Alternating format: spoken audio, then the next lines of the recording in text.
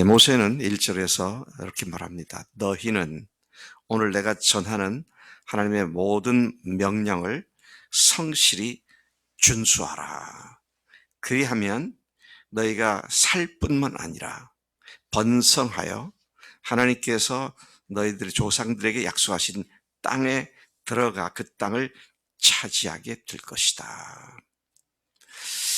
자, 이 말씀을 오늘 우리의 삶에 그대로 적용시켜서 보면 하나님의 통치가 이루어지는 하나님 나라에 들어온 우리 그리스도인들은 그 하나님 나라에서 살려면, 죽지 않으려면, 살려면 하나님이 하신 말씀을 신실하게 순종하여 하나님께서 명령하신 모든 명령을 지켜 행함으로 말미암아 그분의 통치를 철저히 받는 것이다.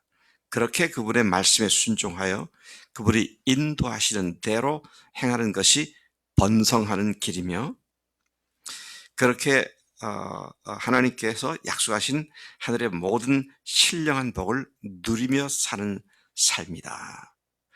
그렇지 않으면 하나님 나라 백성들인 너희 믿는 자들에게 약속된 복을 산다는 것은 그림의 떡에 불과할 것이다. 참 우리가 하나님의 나라 하면 통치잖아요. 하나님 나라 백성이 됐다. 하나님의 통치를 받는 그분의 백성이 되었다. 그럼 통치를 받는데 하나님은 통치하시고 우리는 뭐 해야 돼요? 순종하는 거죠. 그분이 하실 일은 우리를 통치하는 것이고 우리는 순종하는 것이고, 근데 아무리 하나님께서 말씀하셔도 순종하지 않으면 약속의 땅에 들어온들 그 삶을 살 수가 없다. 또 그것은 그림의 떡에 불과하다. 이제 그런 말씀을 하고 있는 것이죠. 2절을 가서 보니까 너희 하나님께서 지난 40년 동안 광야에서 어떻게 너희를 안전하게 인도하셨는지 한번 생각해 봐라. 그분께서는 너희가 실제로 그 명령에 순종하는지 하지 않는지 너희 마음을 알아보려고 많은 어려움으로 너희를 시험하셨었다. 40년 광야길이 결코 쉬운 일이 아니었죠. 어려움과 고난의 길이었습니다. 이걸 또 오늘 우리 삶에 얘기해 본다면 그리스도인으로 살아가는 동안 종종 어려움을 겪습니다.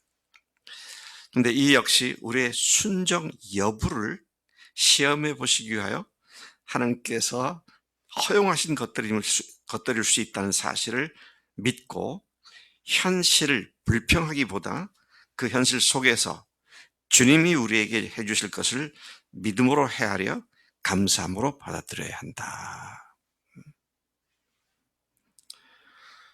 멀쩡히 시작한 학원 옆에 100m도 안 되는 옆에 똑같은 학원이 세워졌다. 속상하죠. 이런 악덕 업주가 어디 있을까? 본사가 어떻게 이렇게 했을까? 이제 불평도 나오고 속도 상합니다. 그런데 또 다른 편에서는 주님께서 왜 이런 일을 내 옆에서 발생하게 하셨을까? 이것을 통해서 주님은 나에게 무엇을 가르치시고 무엇을 내가 성숙시키기 위해서 이런 일을 허용하셨을까? 이런 생각을 하는 것이 마땅하다는 것입니다.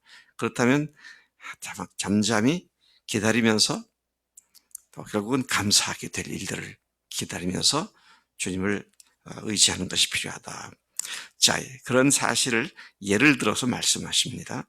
예를 들자면 하나님께서 너희를 낮추시고 굶주리게 하시며 너희와 너희 조상들이 전에 먹어본 적도 없는 만나를 주셔서 먹게 하신 것은 40년 광야에서 그들이 농사를 짓지 않았잖아요.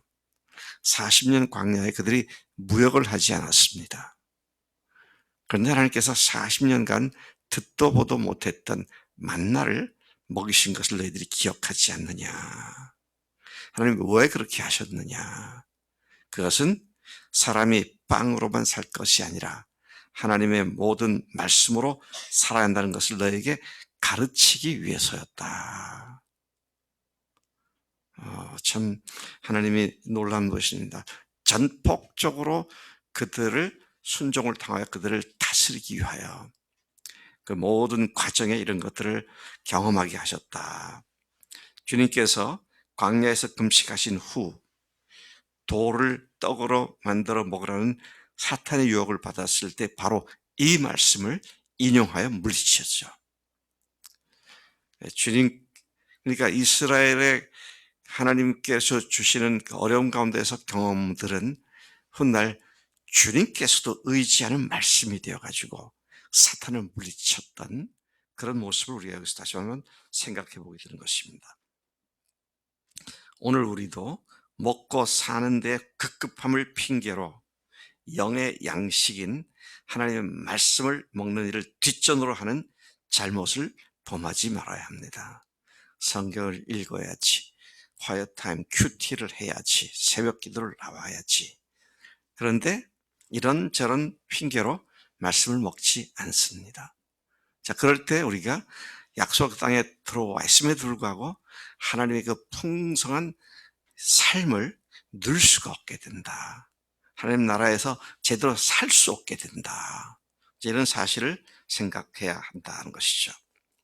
지나온 40년 동안 너희 옷이 헤어지지 않았고 너의 발이 부르트지 않았다. 40년을 돌이켜봐라. 너희들이 40년 동안 농사를 지었느냐, 목축업을 했느냐. 아무것도 먹을 수 없는 곳에서 만나를 먹이셨고 또 너희들이 뭐 식물을 또는 동물을 잡아서 직조를 해서 천을 만들어서 옷을 만들어 입은 적이 있느냐. 그렇지 않았지 않느냐. 40년 동안 너희들의 옷이 헤어지지 않게 하시지 않았느냐. 신발은 어땠느냐. 너의 발이 부르트지 않고 신발 역시 여전히 40년 동안 살았어도 문제가 없지 않았었느냐. 이런 말씀을 상기시켜 주는 것이죠. 이거 가능한 일이에요? 불가능한 것이잖아요. 근데 하나님은 불가능을 가능케 하신 하나님이심을 너희로 경험하게 하신 것이다. 그러니 우리에게 오는 불시험 당하는 것을 이상히 여기지 말라는 야고보의 말씀처럼 어려움으로 여기지 않고 하나님이 나를 복 주시는 통로로 새로운 기회를 주셨구나. 자, 이런 믿음이 주님을 믿는 자의 마땅한 믿음인데 그런 믿음을 가진 사람들이 하나님 나라에 들어온 자에게 약속해 주신 것들을 누릴 수 있게 되는 것이다. 그런 말씀을 하고 있는 것이죠. 전혀 불가능해 보이는 상황을 주님은 능히 가능하게 하시는 분임을 이적적으로 경험함으로써 확신하고 앞으로 나아갈 수 있는 것이다. 그렇죠? 제가 그 하나님께서 하실 일을 아무도 모르지 않습니까? 아무도 몰라요. 그런데 어떤 사람에게 하나님께서 역사하시느냐? 이 광야길에 전폭적으로 주님을 의고 순종하는 사람에게 하나님께서 놀라운 일을 이루신다라는 것이죠. 우리가 교회 이제 목회자 사택 구입을 위해서 헌금을 하잖아요. 나는 얼마를 할까? 내 봉급을 이렇게 보니까 이 정도밖에는 안 되겠구나. 그리고 그만큼만 하면 그만큼 사는 거예요. 근데 주님, 제 일생에 언제 또 이런 일이 있겠다고 이런 기회를 주셨습니까? 그리고 주님께 작정을 하고 기도하면서 주님 제가 없지만 정말 주님만 의지하고 이렇게 하겠습니다. 네. 성민이 한번 그렇게 해봐. 아이 목사님 제 직장도 없는데요. That's okay. 없어도 해봐. 정말 주님 주시나 안 주시나. 이제 이게 그걸 한번 경험하고 넘어가게 되면요. 그다음부터는 주님 앞에서 헌금하고 하는 게 자유로워지더라고요. 자유로워지고 또 그만큼 한 것을 다 주께서 보충하실 분에 넘쳐주시더라고요. 이걸 경험한 사람들은 여기서 한 단계 신앙의 점프를 하게 되죠. 그런 측면에서 우리가 우리 교회 역사상 헌금을 한번 크게 해야 할 이 기회가 내가 하늘 가족으로 있을 때 이루어졌구나. 이제 그런 것들을 경험할 수 있는 기회가 될 것이다 하는 것이죠. 너희는 5절부터 6절까지 보니까 너희는 사람이 자기 자식을 징계하는 것처럼 너희 하나님께서 너희를 징계하시는 것임을 알고 여호와의 명령을 지켜 그분의 뜻을 따라 살며 그분을 두려운 마음으로 섬겨라. 우리가 순종하지 못할 땐 징계하시잖아요. 순종할 때는 복을 주시지만 순종하지 않으면 징계하시는 것이다. 자, 여러분, 징계는 뭡니까? 순종하지 못한 하나님의 자녀들에게 또 다른 하나님의 사랑의 통로가 되는 것이다 하는 것이죠. 히브리서 12장 5절부터 8절까지 히브리서 12장 5절 8절까지의 내 아들아 주의 징계하심을 경히 여기지 말며 그에게 꾸지람을 받을 때 낙심하지 말라. 주께서 그 사랑하시는 자를 징계하시고 그가 받아들이시는 아들마다 채찍질 하심이라 하였으니 너희가 참음은 징계를 받기 위함이라. 징계는 다 받는 것이거늘 너에게 없으면 사생자여 친아들이 아니니라. 우리 성민이가 이제는 대학교 4학년 있잖아. 군대도 갔다 오고 이제 졸업반도 되고, 그런데 잘못하면 아버지가 그래 네 마음대로 살아라, 네 인생 네 거니까 내가 상관하지 않겠다 그러면서 그냥 내버려 두실까? 야, 너 이렇게 하면 안 되지 않냐? 너 왜 이렇게 했어? 너 빨리 이거 고쳐야 돼. 냅둬유, 내 인생 내 거여유 그러면서 계속 거부한다면 하나님 앞에서 얼마나, 아버지 앞에 얼마나 잘못된 행위인가. 징계는 사랑하기 때문에 주시는 건데 징계가 없으면 뭐라고요? 사생자다. 애미애비가 없는 자다. 이런 말이 되는 거잖아요. 그래서 하나님 앞에서 우리가 순종할 때 받는 복과 불순종할 때 받는 징계, 이 어느 것 하나 버릴 것이 없이 배움의 기회가 되고 복을 받는 통로가 될 수 있다는 것이죠. 7절부터 10절까지는 너희 하나님께서는 시냇물과 연못이 있고 산골짜기에 샘물이 흘러넘치는 아름다운 땅으로 너희들을 인도하실 것이다. 그곳은 밀과 보리와 포도와 무화과와 석류와 감람나무와 꿀이 많은 땅이며 먹거리가 풍부하여 부족할 것이 전혀 없고 채광할 철이 돌처럼 흔하며 또 산에 구리가 많은 그런 땅이다. 철, 구리 이런 걸 뭐에 쓰는 겁니까? 이건 쟁기나 무기를 위해서 쓰는 거죠. 다시 말해서 너희들이 철저히 보호할 수 있는 많은 것들이 너희에게 주어질 것이다. 그런 말씀을 하고 있는 것이죠.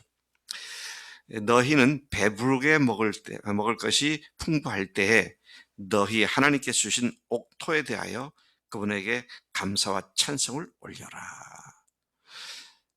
이것을 다시 적용시켜 본다면 하나님은 이미 우리를 그 풍성한 복과 하나님의 영광이 넘치는 그분의 통치하시는 하나님 나라로 우리를 받아들여 주셨습니다.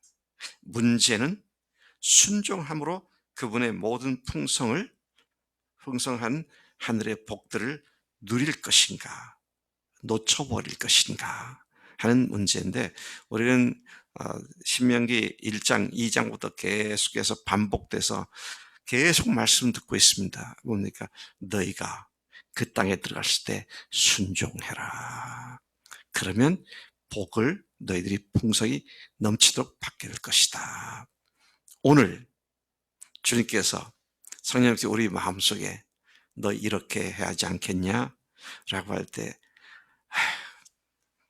내가 이러고 저래서 못하겠는데, 그리고 묵살해 버리는 게 그게 불순종이잖아요.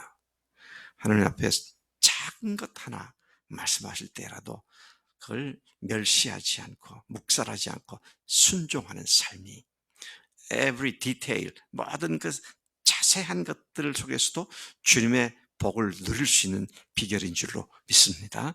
하나님 아버지 감사합니다. 이 아침에 가나안 땅을 정복하기 직전 모세가 이스라엘 백성에게 하신 말씀, 하나님께로 받아 그들이 전한 말씀, 너희가 그 땅에 들어가 순종하면 그 모든 것을 차지할 뿐 아니라 그것을 누리며 살겠지만 그렇지 않으면 징계를 받을 수 있다. 경고하신 말씀이 오늘 우리에게도 그대로 적용되는 줄로 믿습니다. 크고 작은 성령님 속에 성령께서 우리에게 충동하시는 말씀들을 주님 조금도 무시하지 않고 그대로 순종하는, 어떤 대가를 지불하고라도 순종하는 믿음의 결단이 오늘도 새로워지도록 인도해 주시는 줄로 믿습니다. 감사하고 예수님의 이름으로 기도를 쌉나이다. 아멘. 아멘.